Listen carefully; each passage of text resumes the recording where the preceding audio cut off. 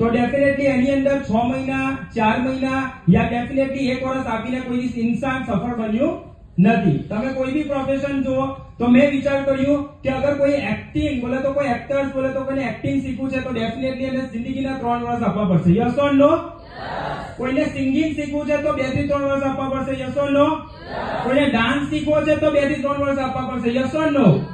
તો આપણે કેવું વિચારીએ છીએ કે સર હું ખાલી 6 મહિના આપીશ અને સ્માર્ટ વેલ્યુમાં સક્સેસફુલ થઈ જઈશ।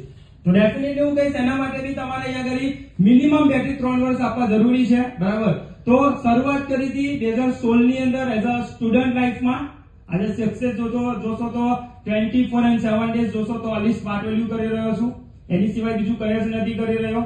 આ સિસ્ટમ તરફથી વાત કરું તો જીતુભાઈને હું કહીશ કે સ્માર્ટ વેલ્યુ પહેલા શું હતો, બરાબર છે? મારી એક પીપીટી છે, જસ્ટ સિમ્પલી મેં 3-4 પેજની બનાવી છે, વધારે નહીં બનાવી। સરે મને કીધું હતું કે કરણ વધારે નહીં, જસ્ટ 5-10 મિનિટનું તારું સેશન રહેશે।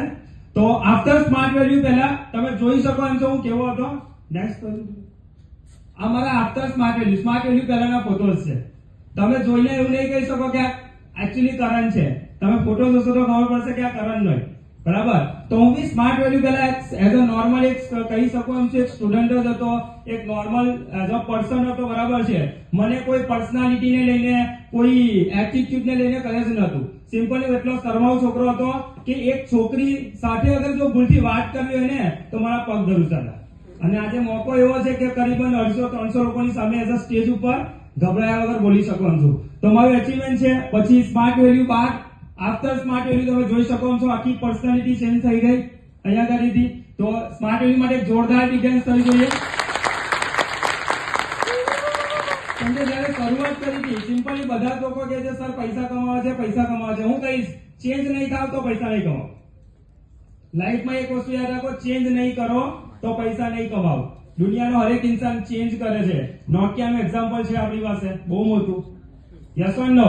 એના વિશે તમારે જવું નથી, પણ સમજી શકીએ એમ છે કે નોકિયાનું શું એને ખુદને ચેન્જ ના કર્યું બોલ કે માર્કેટમાંથી નામો નિશાન જતું રહ્યું। સેમ આપણી લાઈફમાં બી અગર આપણે ચેન્જ નહીં થાય તો ડેફિનેટલી આપણું બી નામો નિશાન જઈ શકે એમ છે। આગળ નેક્સ્ટ અગર જોવા જશો તો અહીંયા કરી હતી ફર્સ્ટ ગોવા ટ્રીપ ક્વોલિફાય કરી હતી, એમ કરીબન જોવા જશો તો કરીબન નેશનલ ટ્રીપ ની વાત કરું તો 9 નેશનલ ટ્રીપ કમ્પ્લીટ કરી ચૂક્યો છું, જેમાં 5 વખત ગોવા ટ્રીપ છે, 2 વખત મુંબઈ છે, 1 વખત દિલ્હી છે, 1 વખત કલકત્તા છે। પણ મારી ફર્સ્ટ ગોવા ટ્રીપ ડેફિનેટલી હું કહીશ કારણ કે મારી ગોવા ટ્રીપ મારી લાઈફનો એક યુટર્ન હતો। ઘણા બધા લોકો કહે છે સર ગોવા ટ્રીપ બોલે તો શું છે, હું કહીશ ગોવા ટ્રીપ બોલે તો શું છે, તમારી લાઈફનો યુટર્ન છે। કારણ કે સિમ્પલી એક નાના ગામનો છોકરો લાઈફમાં જ્યારે બી ઘરની બહાર નીકળે છે તો શું જોવે છે? મને મારા એક ગ્રેટ સિનિયર લીડર ડેફિનેટલી એમના માટે એક બિગ સ્ટોરી છે, સુદીપ સર માટે। સુદીપ સરે મને એકવાર એક વસ્તુ કીધું હતું, કરણ આજે એક ઇન્સાન એ તો માનો સપનું કેમ નહીં જોઈ શકતો, યા તો સપના કેવા જોવે છે? તો મેં સરને પૂછ્યું કે સર સપના કેમ લોકો જોઈ નહીં શકતા? તો સરે મને